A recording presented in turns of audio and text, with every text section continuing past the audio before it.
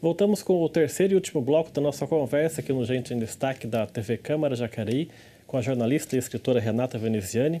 Agora sim, vamos falar da parte escritora, né, na sua vida, que você falou que no bloco anterior ficava anotando várias coisas, né, no caderno e tal, e isso resultou no livro e também no Litera Encantado. O que veio primeiro? Foi o Litera Encantada, porque daí eu estava sem trabalhar remunerado, né, estava com as crianças, e eu sempre gostei de ocupar a cabeça e inventar.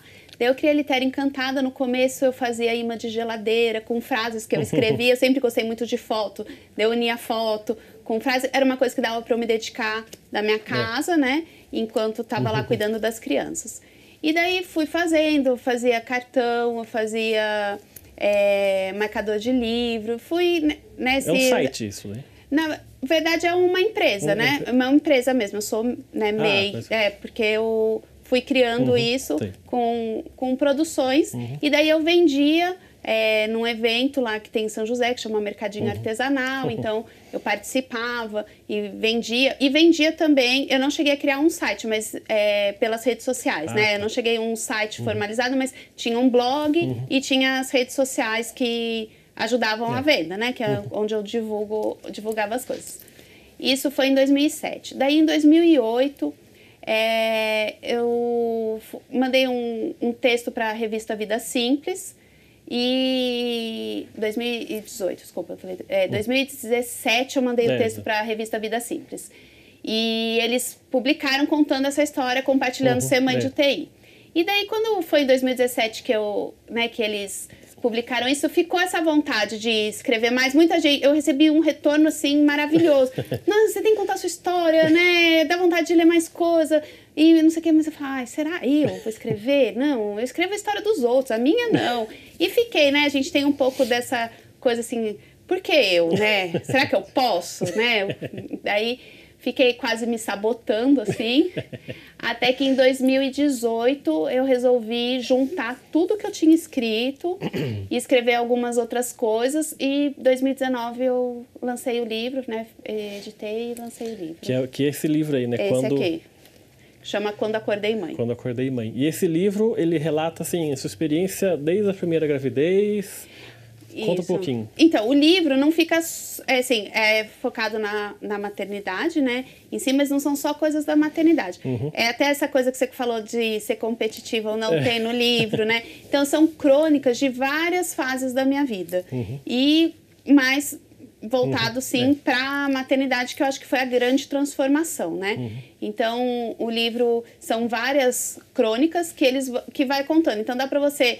ler, se quiser ler um capítulo e depois outro, ou fazer a linha que eu fiz para compartilhar essas histórias. Então tem, por exemplo, história de quando o filho fica doente, como que eu sentia isso, até porque eu tinha vivenciado a UTI, os medos, né? A questão, tem histórias aqui de pessoas que são mães, eu falo que são mães do coração, porque elas adotaram, então, né, tem a história de uma mãe. Tem outra história de mãe de gêmeos que também me ajudou, né, porque a gente precisa desse apoio só para falar assim, vai ficar tudo bem. E tem outras histórias que daí vão assim, mostram aquela coisa que não é só, que eu falei, não é só as fotos bonitas, sabe?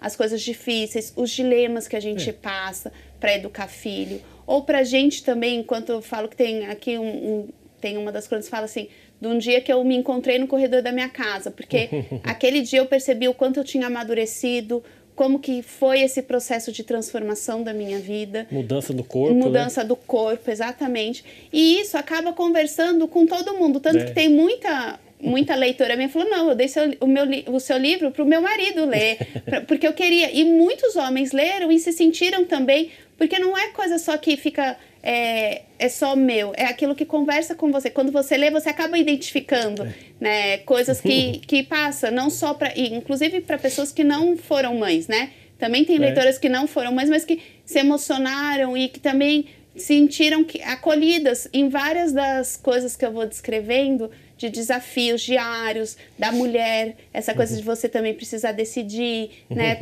como fazer, o que dá para conciliar, o que não dá, né? Então Então, várias pessoas foram, assim, retornos que eu tive e é engraçado como cada um pega uma parte ou um jeito.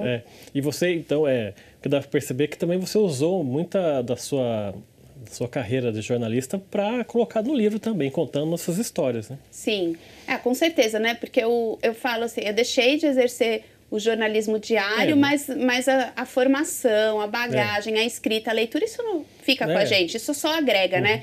Eu fiz outra faculdade, eu concluí pedagogia, hoje eu trabalho numa escola com ensino fundamental, mas eu estou escrevendo outro livro, então assim, a escrita, eu acho que me habita. Eu falo que eu preciso respirar e preciso escrever. São coisas, sabe, e me alimentar.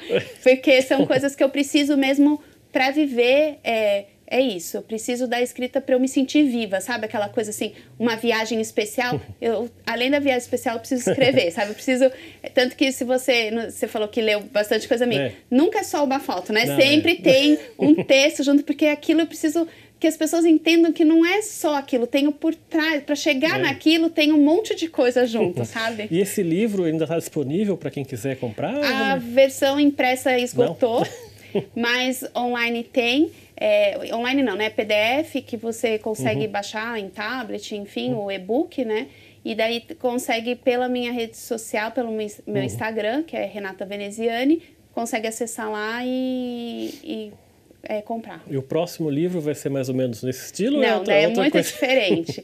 Na verdade, tem 2 livros em andamento. Um que é sobre...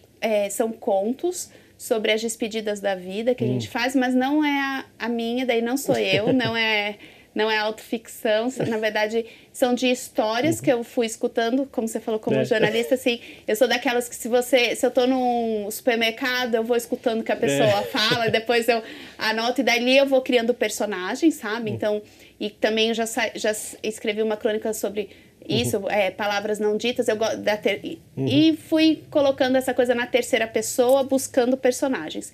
E o outro, estou escrevendo com uma amiga minha que mora em Fortaleza, são cartas, e daí são cartas que a gente vai trocar por 1 ano. A gente começou em final de julho do ano passado. Cartas mesmo? Físicas? Então, a gente pensou nas cartas físicas, mas daí, então, para não ter essa coisa de ir no correio, e daí ia demorar mais, a gente manda por e-mail, mas é um documento, não é arquivo separado, né, digitado, não é nem no corpo do e-mail. E daí a gente tem um prazo de 15 dias, porque senão ficar muito, né, a gente vai deixando. Então a gente colocou um prazo de 15 dias, porque a outra tem para responder, e são sobre várias coisas, assim, você pegar, sabe, sentar pegar um café, um bolo, sentar e ficar, a intenção desse livro é essa mesmo, de você entrar numa roda, num bate-papo e participar ali dessas cartas que a gente está escrevendo. Esse primeiro livro, como é que você fez para editar, para publicar? Você teve uma editora? Como é que você procurou isso? Então, hoje em dia existem várias editoras que você pode buscar, mas esse aqui eu fiz, como a Litera Encantada, ela pode fazer edição de livro, eu mesmo fui atrás de tudo, né, para fazer a edição, daí eu contratei quem fez revisão, quem diagramou, daí a gráfica, então eu consegui fazer uma autopublicação. Agora, para a gente quase terminando o assunto, como é que foi para você vivenciar a pandemia com os 3 filhos em casa? Então, a gente morava num apartamento e o João, que é esse que eu contei, né, que ele fez a apneia, ele ficou com bronquite asmática. Então, eu já tinha ido muito para o hospital com ele, fazer inalação com adrenalina, tudo. Então, quando veio aquela história que ia fechar tudo, a gente teve o privilégio de ir para a chácara da família do meu marido. E, a princípio, a gente achou que ia ficar lá 15 dias. Todo mundo achou. E a gente ficou lá morando 4 meses. Então, isso foi muito bom, porque a gente tinha um espaço, né? Mas, assim, foi intenso, porque meu marido, como professor, ele chegou a trabalhar 36 horas para renderizar vídeo. Vocês que são aqui da TV, sabe? Não renderizava e ele precisava postar no dia seguinte a aula gravada. Então, assim, foi uma loucura. Eu, daí, deixei, né... cuidava da casa, era professora online dos meninos, ajudava a Sofia. Então, assim, teve toda essa intensidade que todo mundo e o medo, né, de ficar... Eu tinha medo de pensar qualquer um da minha família indo para uma UTI, porque eu tinha vivenciado a UTI dos meninos. Mas daí a gente foi um momento que eu acho que também a gente se uniu muito, né, enquanto família. Acabei dando muito mais autonomia para os meus filhos, porque para eles me ajudarem. Então, eles eram pequenininhos, mas eles mesmos já guardavam a roupa deles, ficava uma bagunça a gaveta, mas eles que tinham esse cuidado. A Sofia já ajudava a lavar a louça, sabe? A gente foi fazendo essa divisão de tarefas, isso foi muito importante. E a gente ficou usando máscara até quando no limite, assim, porque a gente usou muita máscara. Porque era tirar um pouquinho a máscara, os meninos já ficavam doentes. Falei, não, a máscara protege qualquer coisa mesmo, então a gente ficou usando bastante tempo. Mas a gente foi aprendendo a viver, sabe? A ressignificar as coisas. Mudei, né? Morava no apartamento, fui morar em casa para ter esse espaço, esse respiro. E óbvio que eu sofri com todo mundo, porque, assim, uma coisa que a gente fez lá em casa, a gente não assistia jornal. A gente não deixou, porque as crianças ficavam muito impactadas, né? Então, a gente não assistiu jornal. Uma jornalista que não assiste jornal, Mas eu e meu marido, a gente buscava as informações na internet, porque pra gente saber o que estava acontecendo e, né, como lidar com aquilo. Sim, a gente sofreu com todo mundo, né? Porque era inevitável esse sofrimento de se sentir impotente, né? Do que fazer. E, ao mesmo tempo, a gente era privilegiado porque a gente estava na natureza, estava respirando, né? Aquele ar puro. Então, foi isso, assim. Mas, às vezes, quando eu penso, parece que faz tanto tempo e não foi tanto tempo, porque a gente fica meio perdido, né? Nessa coisa de ficar confinado e tudo que acontecia era aquela repetição de todo dia ali, a mesma coisa. Então, te dá meio uma noção, nossa, de sobrecarga. E, ao mesmo tempo, depois você fala, nossa, mas passou já. Será que foi tão intenso assim, né? Você fica meio perdido, assim. Porque tem muita gente que ainda até hoje tem sequelas de traumas, de Covid, porque ficar trancado em casa, né? Então, cada um reagiu de um jeito, né? Sim. Nisso a gente foi lidando, né? Com tudo, mas tivemos perdas familiares, como, né, acho que todo mundo teve, assim. Para a gente finalizar, então, eu queria que você falasse, se tivesse uma mulher grávida assistindo essa entrevista, com os medos normais que tem com todo esse processo, o que você pode falar para essa mulher? Que conselhos você pode dar para essa futura mãe? A gestação é uma dádiva mesmo, né? Você vivenciar isso, mas não é fácil, sabe? Porque eu acredito que é importante as mulheres entenderem que vai mudar a vida delas. Começa com o corpo e depois tem a parte hormonal. Então, assim, uma das coisas... Eu não tive depressão pós-parto, mas é uma coisa que é pouco falada. E é importante a mulher entender isso. Se ela está tendo qualquer coisa, ela precisa buscar ajuda. E uma coisa muito importante é rede de apoio. É rede de apoio. A gente não nasceu, eu vou repetir, a gente não nasceu em sociedade para viver sozinho. Às vezes a gente acha, mas eu vou incomodar. Não, incomode. Porque o vô e a avó vão gostar que você incomode, o tio, sabe? E você vai receber muito carinho. Eu, quando os meninos nasceram, eu tinha amigas que iam revezar na minha casa para ajudar com a Sofia. Então, assim, é muito importante essa rede de apoio que a gente forma na maternidade com outras mães ou com pessoas que não são mães.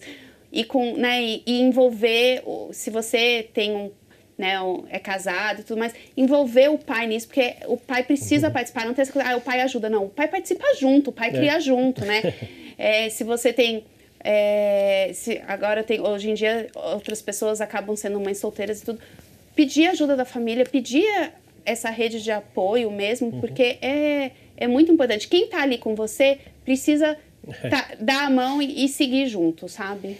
Tá certo, eu quero agradecer muito a sua participação aqui no nosso programa. Obrigado por ter aceitado o nosso convite. Eu que agradeço, foi um prazer. E quem quiser pode, né, também me mandar mensagem. Eu estou disponível na rede social, gosto de responder, participar. Maternidade é um assunto que eu amo falar. Obrigado pela sua participação. O programa Gente em Destaque fica por aqui. A gente volta numa próxima oportunidade. Até lá.